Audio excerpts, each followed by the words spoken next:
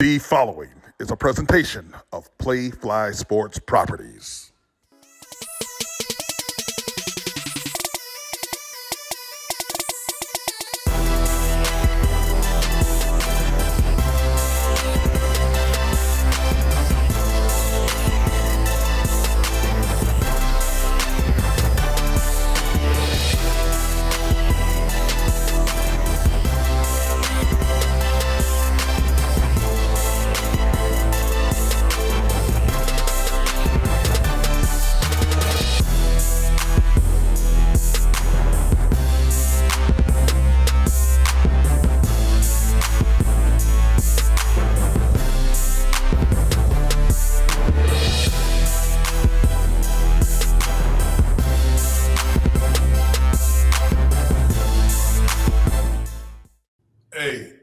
Everybody's still partying from last week, that big road win, and we got a live feed into a flight somewhere around Minnesota where we had alumni, Kirk Cousin, celebrating the win over the Illini. You like that?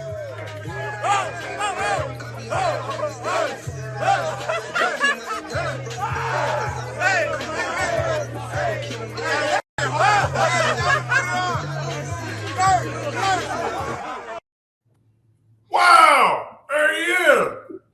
Hey, Kurt was celebrating them Spartans, huh? Kurt, my favorite cousin. Yes, sir. Yes, sir. Get it, Otis. No. We may have been celebrating the fact that the Vikings are 7-1. Maybe that was the case, but he also was celebrating them Spartans because they're little Spartans go. By the way, this is Sparta. I'm your host, Jason Strayhorn, along with my co-host, Otis Wiley and Jehuu Caulcrick. Michigan State obviously has that good feeling going on, winning on the road to a very good Illini team, 23-15 last week. But now we turn the page to Rutgers. The Greg Schiano-led Rutgers Scarlet Knights invade the woodshed. They've got to come to East Lansing for a noon kickoff this Saturday in East Lansing. Both teams 4-5. Both teams have similar defensive style coaches. Both teams like to chop. And we're going to get into that. Michigan State likes to keep chopping. They say that they've done. We got to get into this, Otis, Jehuu, exactly what, who, and why. But Michigan State is going to have a ball game. And let's just get right into the IHOP Game Day summaries brought to you by IHOP. The 2x2x2 breakfast combo equals one delicious meal. Enjoy 2 pancakes, 2 eggs your way, and 2 pieces of bacon for only $5, only at IHOP. Hurry in and enjoy this deal for a limited time. Dine-in only. Price and participation may vary. Restrictions do apply. Gentlemen, what side of the ball you want to start off with? I say. Before we start off, there's a question that you and I were talking about. Well, okay. All right. Look, we got to settle this because Jehuu and I were talking in Champaign before the victory, as a matter of fact, and there was a question about relieving oneself during the game. And I said, you got to go to the bathroom, no big deal. And Jehuu was like, what do you mean? You just need to go in your pants. We're talking number ones. And I said, huh? He said, he looked at me like I'm looking at him like he's crazy. We're looking at each other like each other is crazy. And I'm saying, no, we just don't get down like that. He made it sound as if it was very common. So we asked you, Otis, if you have to go during the football game, do you go to the locker room or you just go right there on the sideline? Oh, on the sideline all day. Back then we didn't have those pop-up tents where you can disguise yourself. We had the trainers or GAs holding up the towel, and then you're peeing in the open trash can. I know for a fact, though, some of the offensive linemen would just pee in the pants Just go. No, that's what we're talking about. Yeah. We're talking about no trash can. Walking Me. right in the pants. This is what absolutely not. Positive. No, that's what you gotta know. You gotta clarify. I learned signing on because I was the guy that I would run to the restroom, to the locker room, but then talking to the linemen, they were like, "Hey, we just do it," and like talking to Pete Clifford, all those guys, they just pee and then take a bottle of water, spray the front of their pants. So I did it. So, Jehuu, are you saying you started doing it? Yeah. That's why you smelled that way. That is exactly why you smelled that way. Not like catfish, man. Mystery solved. I did it in my defense. I've heard that in like 3-4 times. Man, look. Otis, It wasn't an everyday occurrence. What would you do if you're on the sideline in full uniform during a game? Do you A, go to the locker room like a normal person, or do you B, just go in your pants? You guys tell us. Again, follow us. Click the link in our bio to follow on whatever your social media platform of choice is: Facebook, Instagram, YouTube, Twitter, and TikTok. Click on that link tree and then find us on either platform. Follow us, subscribe, do all those things because you're going to get links to ticket giveaways and much, much more. But also, we need to know why or if, how, what, it's blown my mind that you would relieve yourself if nature calls you during the course of a game. What do you do? This is kind of like Mark Schlereth, the ESPN analyst, used to be an offensive lineman for the Denver Broncos, had about 48 surgeries on his knees. They call him Big Stink. It's probably why, but we just need to. You got to be confident. You need to be confident that you have hydrated to where you know your pee is going to be clear. Now, that's why you have to pee because you drink so much. Oh my gosh. No, man. Like, there's no way. I don't even feel comfortable doing that. You can't do it. You can't do it. Like it's tough for some of us. Like, okay, you're in the pool. Jay, you brought this up. You're in the pool at the in the swim up bar. He says, "I'm camping out for 8 hours. I'm not moving." Nope. I'm a pool peer. Oh. Don't let me in your pool.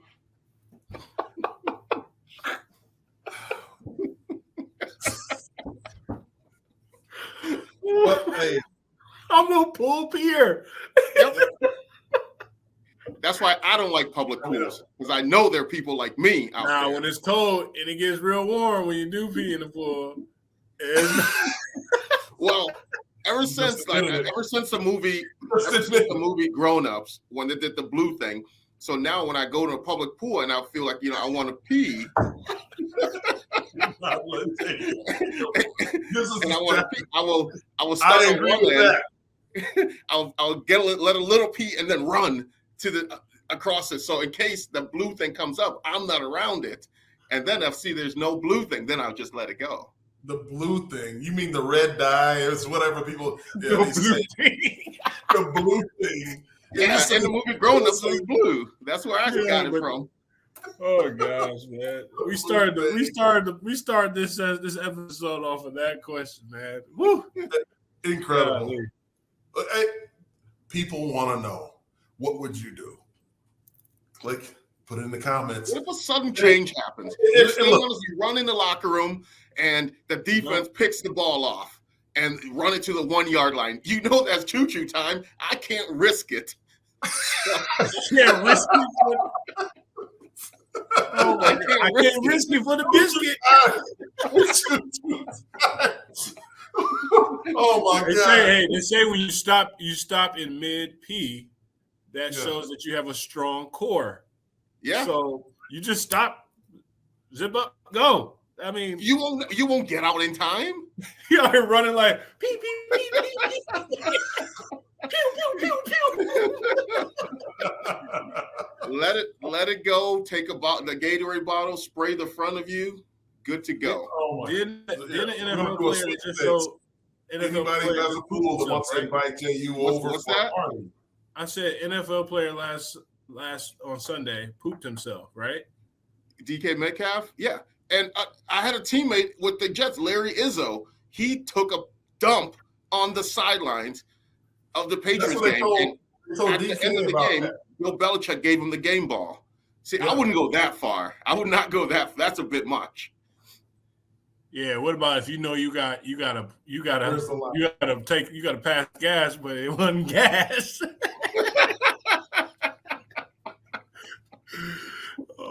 We digress to the point of no return. I mean, here we go. This is Sparta. Hey, this is Spartans talk about everything. You know, we're getting real close here, everybody. You know, it's like being on the couch with the fellas in the locker room or smelling in the locker room. But since we're talking about hot and crazy situations here, Otis is placed in one right this week here with this game, isn't he? No comment. Yeah. We always talk about those house divided situations. Is that what you're talking about? Absolutely.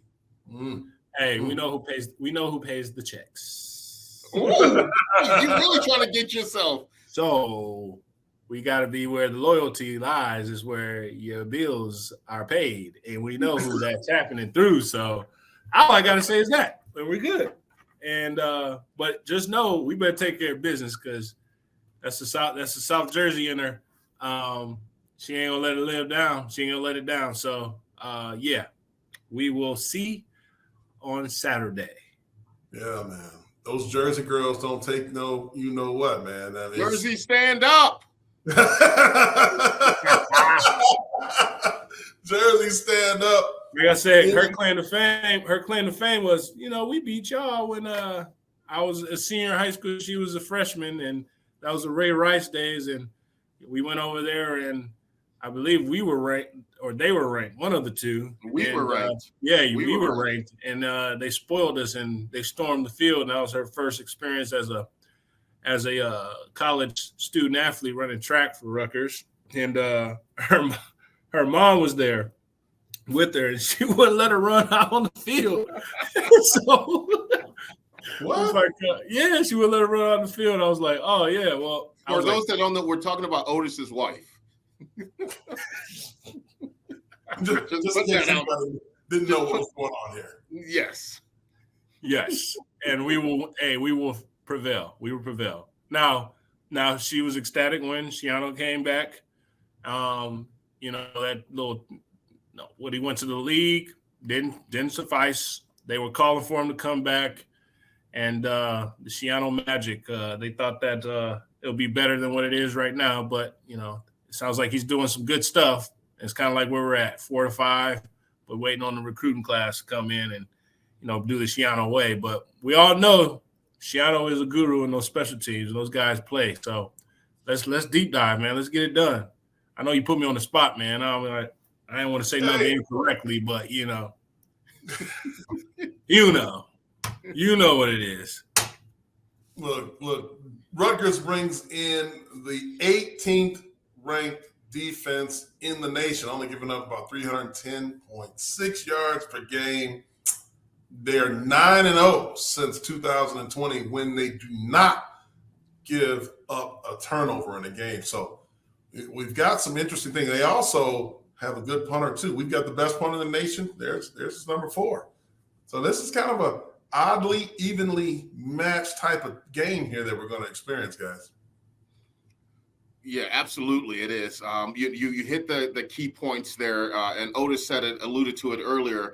Coach Schiano is a special teams guru. He takes pride in that. He takes time, you know, for special teams in practice. It's not something that just gets breezed and glazed over. This is something that they take time and they put schemes in there. So special teams is going to be a key factor in this game coming up here, because these two teams here, you know, Rutgers coming in with a very good defense. Michigan State's offense is starting to find its strides right now. Michigan State's defense is starting to play well, getting key pieces back. So special teams is going to play a factor in this game. Yeah, I mean, special teams wins the ball games, man. It's kind of the way you kind of turn the tide. It's like when you know you don't mess up on special teams and you take advantage of what you get. You know, I want to see a punt return for a touchdown with our boy Reed, man. And we know when you score a punt return, the way it develops, because you see it in the making, and then you just sprint on that sideline, and it almost seems like he's going 100 miles per hour. I mean, we got to do some big things on that end. But we look at their offense compared to ours, man. Like, you got two quarterbacks who got a total of 12 interceptions collectively, and they kind of split in time, and you just don't know the rhyme or reason of they're just trying to figure out which guy wakes up, appropriately to win the game or show up. And so, I feel like our defense, what we're playing now, is how do we balance and how do we game plan against two quarterbacks? One brings a certain advantages and has strengths, and other has weaknesses, but they kind of flip and flop. And so, we're going to take a lot of that film that was last weekend against that team down the road and see how they answered the call. Because it did start out last week. It started out a little battle back and forth. And then, you start to see, Rutgers unravel. And so, I'm looking forward to seeing them come into town. And, there's some history with our coaching staff, with Mel Tucker and Shiano, and, with the mantra. And we all know, Garrick Shiano's apparently started this slogan of keep chopping. And, we as a Spartan nation have keep chopping as our mantra too. And so, that's a battle of the two guys that use the same slogan. So battle of the chops. Battle of the chops. You know what? That should be a wager, man. They should call each other and say, whoever wins this game gets to continue. They win the trademark, and you award that to that winning coach. Keep on chopping. Whoever wins gotta kneel at the feet and give the keep chopping to them. Something like that. You never know. Make it interesting, man. So you have, I think it's been trademarked by Rutgers, a keep chopping, and then Chop Life has been trademarked by Michigan State. Is that correct, Otis? Correct. Yeah. Yep. So we got Chop Life trademarked. Chop In with IN is trademarked from Shiano, and it's one of those things that that's what we've last year was like, that's where it developed, right? Like, we kept saying that as whatever hit us, adversity or whatever came our way, was like, just keep on going. So, you kind of see us now. We still make the signal. You still with chop, chop, chop, right? And that's the crazy game we live in and play in athletics of, working in this side of the business, is that licensing is very prevalent. It's very at the forefront of kind of all that we do. People don't really realize that, Spartan Nation, like the Nike wear that you wear or the logo that you see with the Spartan helmet, it means power and branding and the play for it. So, when you see things that are, say, not knockoffs, but knockoffs and like illegitimate swag that people are, utilizing the marks and logos without having proper channels or approvals, that's what you deal with on a day-to-day here. So, that's where we're at right now. Yeah, that's not good. Can't use those marks and logos and trademarks if you haven't paid for them correctly. If I'm hearing you right, Otis. Yes, absolutely. I mean, look at that trademark behind you, Stray. It's the trademark circle. At the bottom of the Spartan helmet. Look at that TM. That is trademarked, right? And so, this thing right here. Yes, That's absolutely. Right, Nike. You ain't gonna see that Spartan helmet on an Adidas or an Under Armour or New Balance. It's Nike through and through. So you just you start learning that and educating Spartan Nation of don't infringe on the rights. Play in that lane, stay in the lane, or we'll be calling. Yeah. Don't want to get that call, because as we talk more about the actual game, a week ago, Rutgers actually did lead the school down the road, 17-14 at the half. I saw some of that game. We watched it, and after the half, it seemed like the wheels kind of came off, and Michigan goes on to score. I think it's 38 unanswered points. Corm had a big day. Obviously, Donovan Edwards and, everybody seemed to have a pretty explosive output on the road in Piscataway, New Jersey. This time, New Jersey, the guys, Rutgers has to come into East Lansing. We're looking for an electric environment to make it tough on the guys in the Scarlet Knight uniforms to come in the high noon game, our first noon kickoff, I believe, of the year. Yeah, absolutely. It's a noon kickoff. Spartan Nation, we're going to need you to wake up early. Go to IHOP. What's that? This is your favorite time. Yeah, it's a noon game. You get to you wake up early, you go to IHOP, you get some breakfast, you go to the game, you watch the game, you have dinner with your family after. You can hit up Rick's and the Land Shark after dinner with your family. How great is that? Doesn't get any better than that. Spartan Nation, we're going to need you. This game, I understand, it's not the season that we wanted right now. We're a 4-5 team, but we're still vying for a bowl game, for bowl eligibility. So Spartan Nation has to come to the woodshed, pack the woodshed. If you leave the game with voice, if you leave the game and you can still talk, your voice isn't hurting, you did not do your part as a Spartan fan. So we're going to need you to come out and show out. And like I said, the players feed off their energy, and you yell, give them something to give you something to yell about. Yeah. Hey, get that IHOP dinner too, right, Otis? Yeah, I haven't had it in a long time, but that those pancakes and that French toast slaps something real, man. That bacon, you already know. So, I always want to, read this, 2 for 2 for 2. But you only go. Hey, hold on. I got another one for you, man. Hold on. Listen. Oh. The 2x2 breakfast combo equals one delicious meal. Enjoy 2 fluffy buttermilk pancakes, 2 eggs your way, and 2 pieces of hickory smoked bacon, or 2 sausage links sizzled to perfection for only $5, only at IHOP. That's enough to put a smile on even Jehu's plate. Hurry in and enjoy this deal for a limited time, only at IHOP. Dine-in only, price and participation may vary. Restrictions apply, Otis. Sizzled bacon, baby. Sizzled. It ain't right. Speaking of sizzle, what's going to have to sizzle this week is Michigan State's offense. They're going to have to continue that sizzle. Stray, the O-line played well last week against Illinois. They're going to have to continue that, have that trend, because I saw them actually mauling guys, moving downfields in unison. The big thing, when you run these outside zones and everything, all the linemen move in together in unison.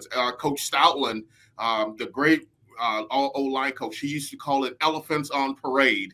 And, that's a sight to see if you're a running back, seeing those linemen, go out in front of you like that. So Michigan State's offense is going to have to run the football this game, shoot for that over the 100-yard rushing mark, because what that's going to do is going to continue for Jay Johnson to open up the playbook, do a lot of unique things with the offense if we can run the football. That's the only way that we'll be able to throw the ball and do things and hit different receivers like we did last week. Yeah, you look at the Rutgers offensive attack, man, like their number one receiver last weekend had a great day. He didn't convert him into touchdowns, but he had 11 receptions for 184 yards. And so you look at that where this guy's getting open and he's giving a target to the quarterback, regardless which quarterback we're going to face. And so from our defensive secondary standpoint is how do we eliminate the main target and allow the other guys to have to, pick up from where they're leaving off from, shutting down their number one corner or number one receiver. And then we talk about big plays. Like I feel like we sometimes will kind of get so complacent when we're playing, these types of teams where you got to eliminate the big plays or the third downs where you got them locked and loaded, and then something happens where quarterback slips out, throws a long pass, or gets the first down. How do we eliminate those big plays and get those guys to truly punt the ball to us on a deadly weapon in Jaden Reed? I feel like as a defense, we haven't utilized that last line of weaponry that we have in Jaden Reed in our punt return game. And so it's going to be interesting seeing how Scotty and the defensive staff draw up a game plan that we don't make sure that these guys truly get wings or try to be heroic when it comes to truly having a guy who we never heard of, but came out and truly bought out against us versus let's keep the main thing and play Spartan football and carry over from last weekend into this weekend. As you guys talked about earlier, offensive line had its best day last week on the road in Champaign. You expect to see more of the same. Now, all that's going to do is build more confidence. You had Brandon Baldwin get another start. I think he started the first game of the year, and this was his second start against Illinois at left tackle over Jared Horst. Now, he seemed to have a lot of success, great feet, very athletic player, playing with a lot of confidence. And then Brian Green, you've seen him, the transfer from Washington State, rotate in there at guard a little bit when you saw J.D. McClain and Matt Carrick kind of move around a lot themselves. The two mainstays, you see Nick Samac at the center position and also Spencer Brown over at the right tackle. They've been doing a phenomenal job. So just do what they can to open up those lanes and make sure that Michigan State can pound that ball, especially running it with Jalen Berger, be it Elijah Collins, or Jarek Brassard, who had the 11-yard touchdown against Illinois, who looked to be a lot better, a lot faster. Guys are getting better. You're seeing the development of all the different players on the offensive side of the ball. You can clearly see it. Peyton Thorne has to be him. As you talked about in the special teams game, Jaden Reed, there was no way he could receive a punt last week because of the wind. It's impossible. It was really difficult for anybody to field any kicks. Expect him to get in the game and get in the mix this week. If they don't kick away from him, they do have a very good punter. So let's see if Jaden Reed can get his hands on that ball and be the playmaker that we all know that he can be and get that big return. We need to see that in front of the home fans, guys, in the woodshed this weekend. Our long snappers better be ready too, because last week Rutgers blocked a punt against Michigan for a touchdown. So our long snappers better have their stuff ready to go, get that snap off to our best special teams player there in Bryce and get that ball out of there. So like Otis said, Shiano's a special teams guru. He's licking his chops watching our long snappers. JU, question for you. Yeah, question for you, JU, is yes. What are you coaching up with the long snappers? I'm not saying you are a specialist in snapping, but like, what are you going to tell the snappers during practice this week to get that timing off the ground to our punter quicker? What are you going to coach them up on? I'm going to first tell them, listen, they can't cover you, they can't hit you. All we're telling you to do is snap the ball and run downfield. So get your head down right, get your grip, your release point, come through, follow through on your release, because that's what's going to control the punt to keep it from going high and keep it from going low. You have your aim point for your punters, the belt buckle. So the waistline, there's where you want to get that ball there. And your timing, the snap has to get back to the center within 1.3 seconds. So you have to do that, and the release point's huge. It's coming from a personal protector. All-American personal protector. No long snappers ever. I mean, that was just false information you just gave to everybody. It is not false information. You will never talk to the long snapper. You don't even know his name. You don't want to know that name. Yeah, let me tell you a long snapping story. We had a long snapper at Michigan State who, I'm not going to use his name. When I was on the scout team, red shirt, and so we would just say, yeah, to heck with this. We going full out on this to block this, to make a name for ourselves. And we had this long snapper. He would be like, we'd be down in the stands ready to go. And he'd look at people like, yo, chill out. I'm working on a new snap. I'm like, bro, how many new snaps you got? Snap the ball back there. I'm coming after you there. So that's one of the things, too, against long snappers. They want that little easy pass out. Long snappers and kickers have no mercy from Mr. Caulcrick. Choo-choo, don't play with the kickers and long snappers. Absolutely. Really if you look at Rutgers' season, and you look at the scores, I mean, you look at when you have wins in the win columns. They're only winning by a touchdown or 2 points. The only really blowout they had was against Wagner, and so Boston College scraped out with 1 point. They beat Nebraska or lost to Nebraska by 1 point. Iowa played them really tough, but I think once you look at how they're scoring and faring against opponents, is that they're going to fight to the end, and you got to truly come out on top and truly fight to the end until it's 0-0, and you're going to get the best of Rutgers. Like, you're going to get their best effort every time you play these guys. And like every time I've seen in person, there was one trip that we took out there, and this is when they had Carew, and we went out there and we almost fumbled that game. It was like came down to the last second when if they had a quarterback that year, they would have won that game. And so you got to continuously fight until the end. And I feel like we need to carry, like I said, the momentum from last week. Start fast, finish stronger and quicker, and truly manage the game in the time of possession. And let's strategically, conventionally win this game this weekend. No, totally agreed. And for those historians of the bunch, if you can remember, in Mel Tucker's first game as a Spartan head coach, he faced the Scarlet Knights in 2020, season opener in East Lansing. It was a wire-to-wire game that Rutgers beat the Spartans 38-27. That was a Greg Schiano-led team there. Greg Schiano is 2-2 versus Michigan State as a head coach of the Scarlet Knights. Gentlemen, as we prepare for this game, as it's fast approaching this Saturday, what are your final thoughts? Yeah, my final thoughts is Michigan State have to do what they did last week. They got to control the ball offensively, control the time of possession, get their defense some rest. The defense have to come out firing around. Coach Hazelton, keep that scheme, put guys in positions to be successful, guys that are there, step up, make a play, make a name for yourself, and just go out there and continue to play Spartan football. Yeah, I like what you said there, JU, is I want everyone to be flying around. And when you fly around and you make mistakes, they're easy to be overlooked. Now, if you're flying around, you're making plays like we did last weekend. Like, let's bring that atmosphere and that vibe back home and let Spartan Nation take full advantage in embracing and having a great time back in Spartan Stadium, the Woodshed.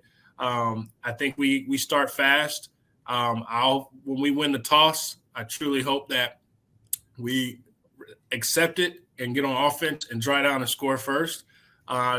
People might not agree with me on that one, but, I feel like we can set the tone. If we set the tone on offense, we know the defense can truly match it. And so I'm looking forward to a very high, intense energy game, knowing that we're playing our first noon game this season. And let's just pray that we have some great weather, but it's nothing like a nice cold fall, brisk morning when you're tailgating and coming out there at Spartan Stadium in noon. If the sun breaks and it's clear skies, it's a great day for Spartan football, baby. Without question. You want guys flying around. You want a cold, brisk football Saturday afternoon, and you definitely do not want Jehuu Caulcrick in your pool. Gentlemen, it was a phenomenal show. That's going to put a bow on it for all of us. This is Sparta. I'm Jason Strayhorn for Otis Wiley and Jehuu Caulcrick. There you go. Do not let Jehuu in your pool. Have a good night. God bless. And go green. Go white.